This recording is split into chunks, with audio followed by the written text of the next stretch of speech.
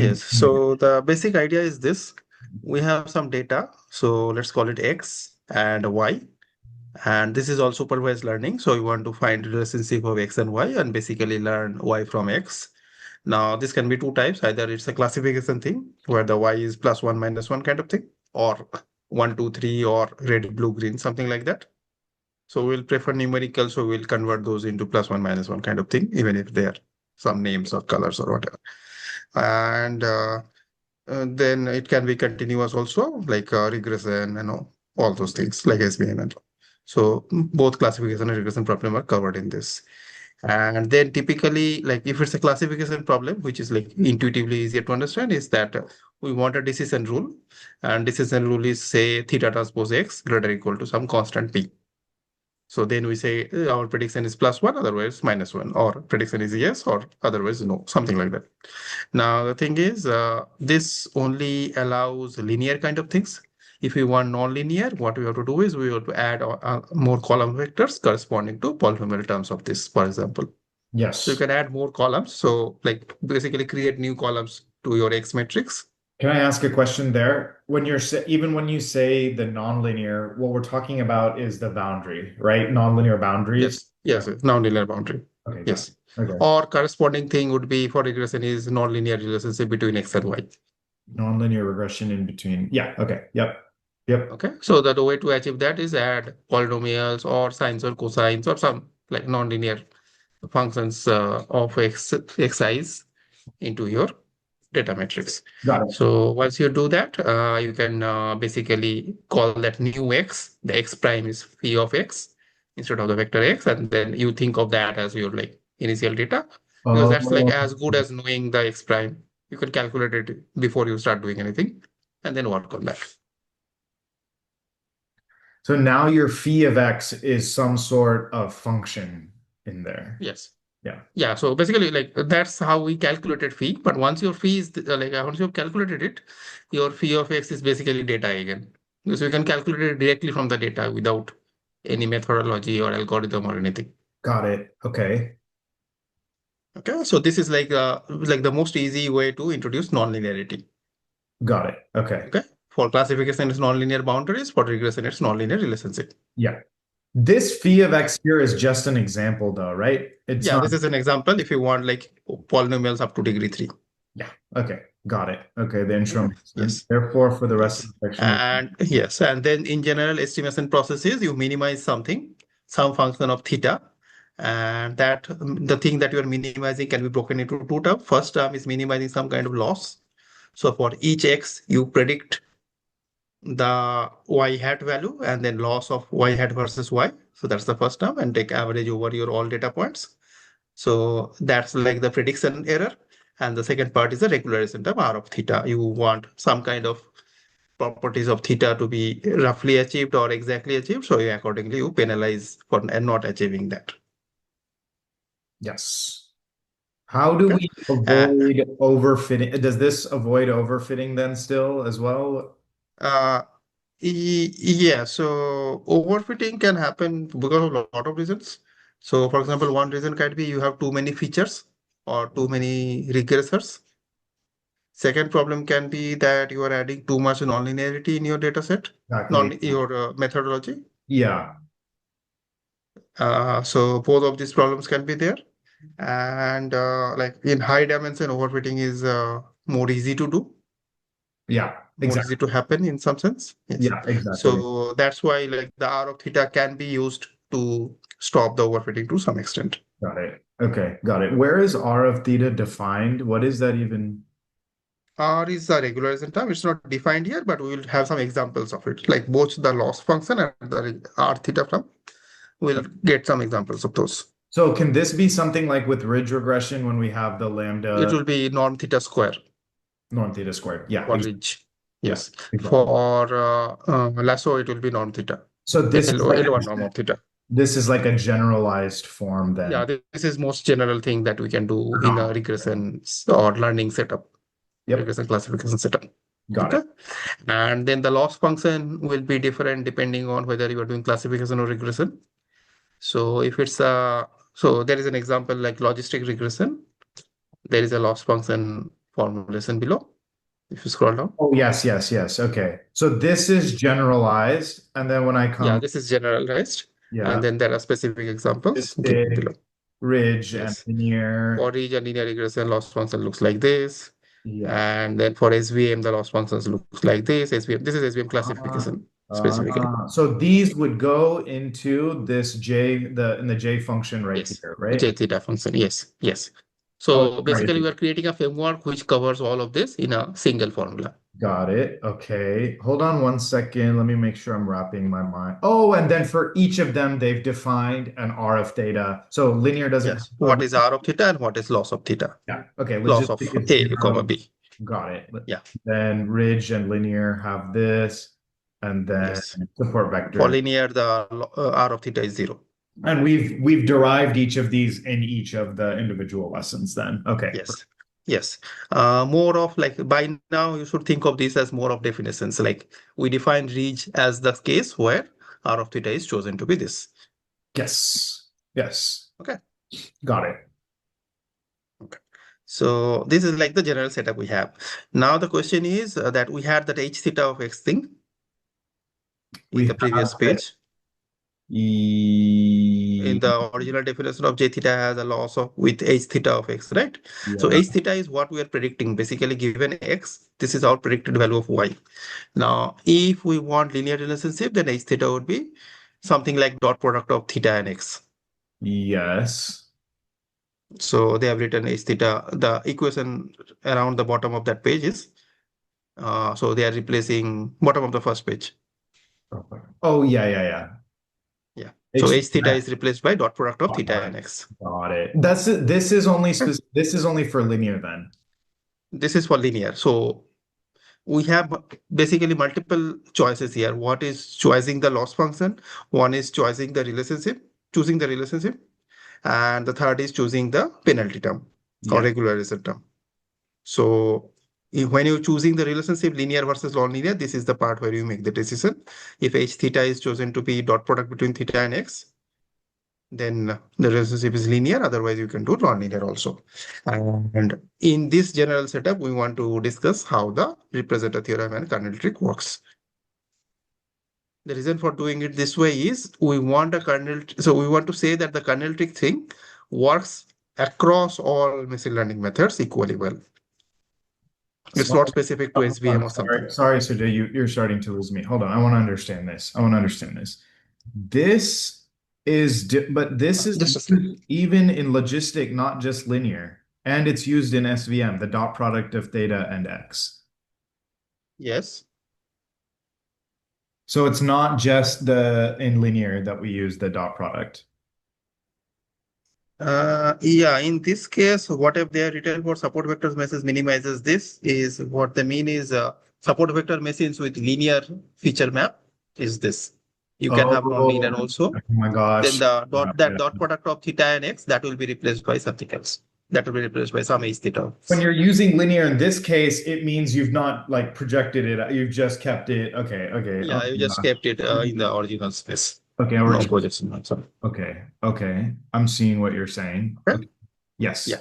So now I Okay. didn't understand what is the question that you just asked that we want to answer? Why are we going into like why did you say that we can generalize this? What does that mean?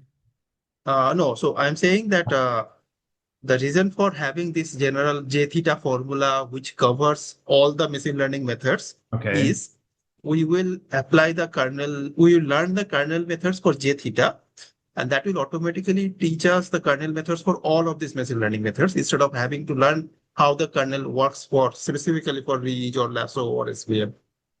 Okay, then maybe I didn't know this. This is a dumb question. We use kernels for everything, even outside of SVMs, like even linear regression Yes, uses you can. kernels. Yes, you can. Definitely you can.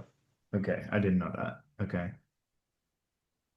Then, shoot, I want to understand some basic questions. Then can you give me the Yes. definition of a kernel then? What is the definition of a kernel? Definition of kernel here is then how do you do that? So basically, what you're trying to say is that one way to look at all these machine learning that you have some X and you predict Y, right? Right. So, and then this should be deterministic. Like Right. same X should return same Y, right? Right. You don't want your method to be random. There are random methods also, which with the same input will give random outputs. Okay. Okay, Yes. but we are not doing that here, right? Right. Yes. So if your method is a deterministic learning method, Okay. and then you want same X to return same Y, you probably also want similar X to return similar Y, Yes. Okay. right? So Okay. if 2X is very similar, so let's say you're predicting a score of a student based on past results. And if two students have done virtually same, maybe 1 or 2 marks here and there, You then want your them. prediction should be consistent, right? Your Okay. prediction should not like differ widely between those two students. That will people will say that is there is some kind of bias going on, right? Agree. Agree. If same input or nearby input results to vastly different output. So Right. this is an important property that we try to capture, that similar inputs should give similar outputs. So that this like necessarily needs a notion of similarity in the input space, right? Okay. Some kind of distance or similarity. Yes. How Okay. do you say the two students' input is similar? Okay. Okay.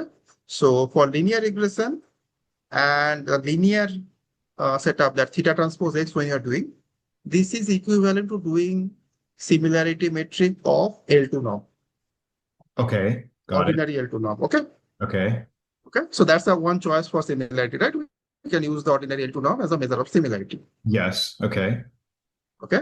Now kernel is a way of generalizing the notion of similarity. Got it.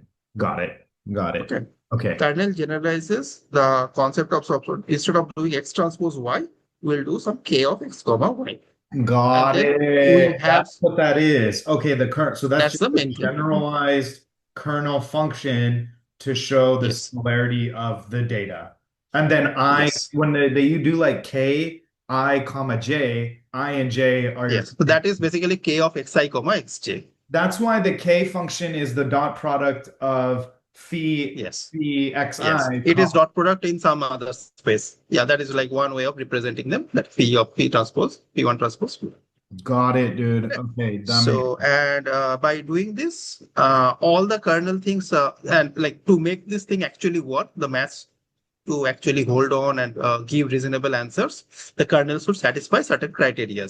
So that's why the definition of kernel is something K of XY, which satisfies some definitions. Those definitions are such that this notion of similarity, once you do all the math, should hold reasonable, give reasonable answers. got it. Okay, so there it comes the like the notion of positive definiteness and non-negativity and all those comes into picture Uh, because of that. So exactly. because you are generalizing dot product, so it should still retain some of those properties of the dot product which are required for the maths to work. Yes. So then when we talk sorry, this is maybe one Yeah. tangent away. When we talk about remember last time we did like the famous kernels like radial basis kernel, Yes. we got Yes. some into that. Yes. There was the what are Yes. the other there were some other ones. Those Yes. are famous. They satisfy this those criteria and they satisfy the concept. Like they kind of generalize the concept of similarity in some way or other. They generalize the concept of similarity. Okay, got it. Yes. Got it. Okay. If you want like a specific example of how they, I can explain 1 or 2 examples later on, but like, Okay, they yeah, kind of, examples. yeah, we can do some examples later. Okay, okay, cool. Okay.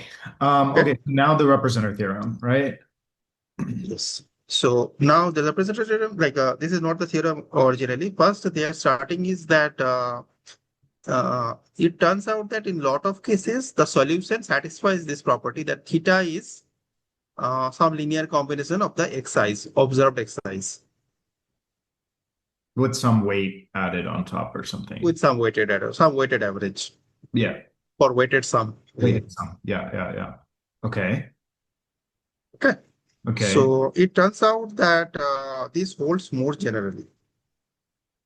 If you take h theta equals dot product of so theta transpose x, and the loss function is convex, and some nice things, R is decreasing, non-decreasing, and so on, then the solution can always be written as theta equals summation of alpha xl.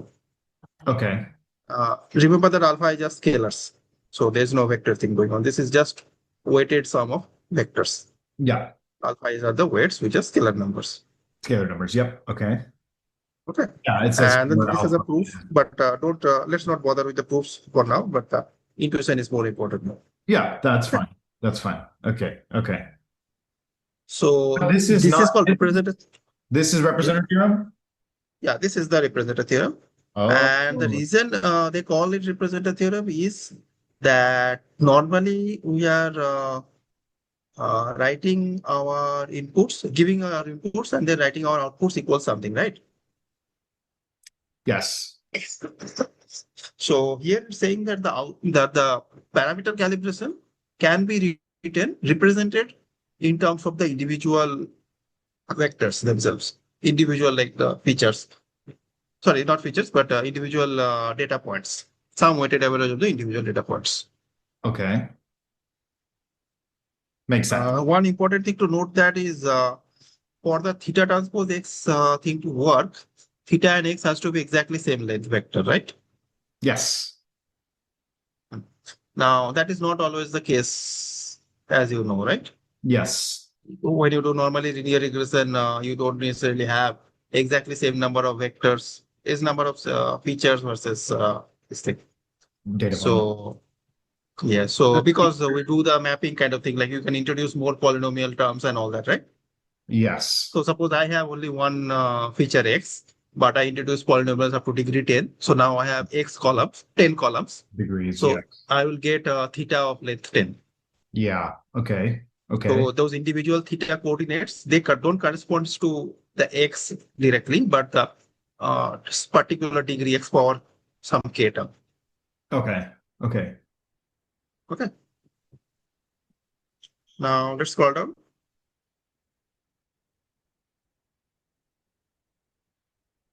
Yeah, now they have given a very rough proof why this is true.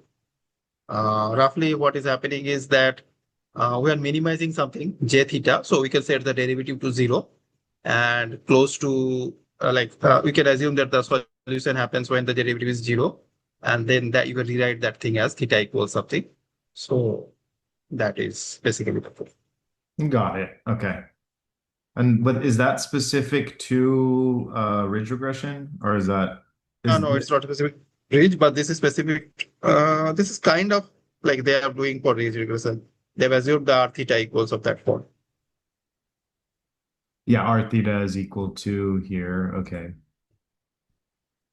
So strictly economy.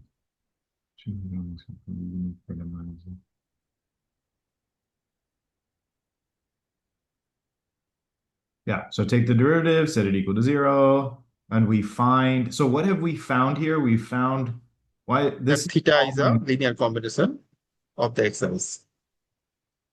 got it, yeah, because xi is there, and then we have a linear combination of that. Yes, okay. Weighted sum of x's. So in this case, this is alpha, right? Yeah, okay, yeah, this is Yeah, alpha. this is alpha. Alpha is that. Yes. Okay. Yes. Why No. is the theta hat called the minimizer? What does the minimizer mean? Oh, because we obtained the theta hat by minimizing j of theta, right? Yes, because we set the derivative equal to 0. Yeah. Yes. So this is the value of theta which minimizes j Ah, of theta. got it. Yes, this is the value of theta hat, which minimizes j. Did I say that correctly? Yes. Okay. Yes. Yes. Wow. Okay. Okay. This makes sense. This makes sense.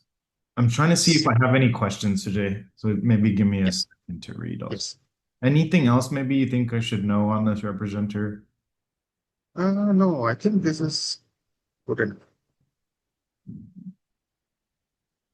What I can do is, if you want, take a couple of examples. Maybe one is ridge regression and another is maybe logistic, and write down that expression exactly.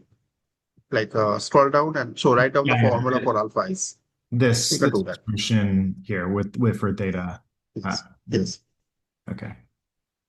Yeah, I think that's a good idea. Because those are Yes. probably the ones he's going to ask about then too, right? Yeah. Yes.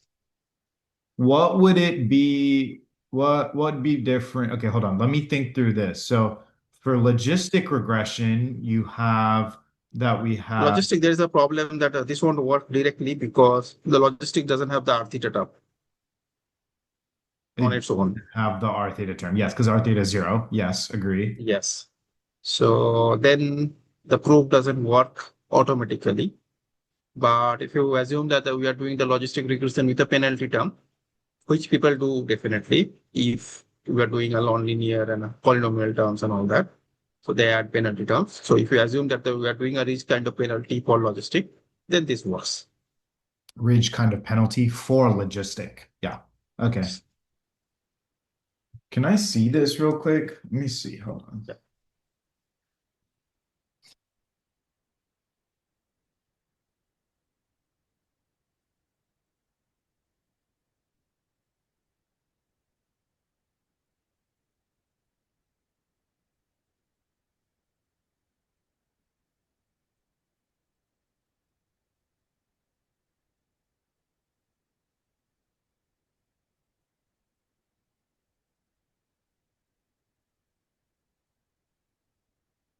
So they've added that ridge regression term here then, Yes. CJ, right? Yes. Okay. So they've plugged in the uh-oh, don't tell me.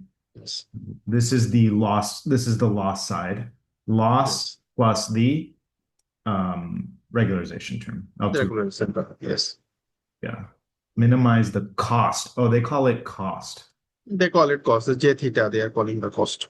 J theta is the cost. Okay, yeah. So it's loss plus regularization term. Yes.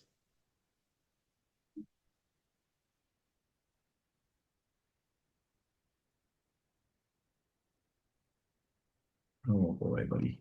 Hold on, let's just get to the answer. Okay, so they've depends only. They've taken a Theta derivative. parallel. Don't you have to take a derivative set it equal to No, zero? they didn't do a derivative. They did something else. They decompose theta into theta Oh, parallel and theta parallel orthogonal. and perpendicular. Ah, okay, Yes. okay. Oh, okay. Okay, so then they're saying that the perpendicular drops out because dot product is zero. Yes. Okay. Yes. Crucially, the loss term is completely unaffected. Okay, that's fair. So but this looks like the same thing. I don't see why this is helpful. Yeah, this is almost same, except that the theta orthogonal appears only on the second, not on the first. Yes. So they're saying the first term doesn't care about what the theta orthogonal is. So for minimizing, we can set that to zero directly. You think I should write this one down? I bet this is going to be a question because I feel like he didn't do it in the slot in the Okay. notes. So I'm sure he'll ask Okay. something like this is draw out. So, and since theta parallel belongs to the span, you can write that theta hat is linear terms. So this is definitely a different way of proving it, not the same proof, but Do you agree with this though? This is how yeah, this proof is fine. okay, this proof this one. This Okay. proof is fine.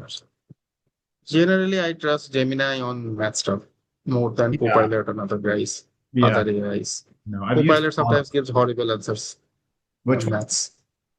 Copilot. Oh, I haven't used Copilot. I've only used the chat Okay. Oh, Claude I use that because that's the only one we have in Office till now. for Office. So I'm kind of forced to use that. Personally, I use Gemini. Got it. Nice. Okay, Sujay, that is the first topic. Yeah. I wanted to do something here so I have them as separate videos. Oh, whoops. Give me 1 second.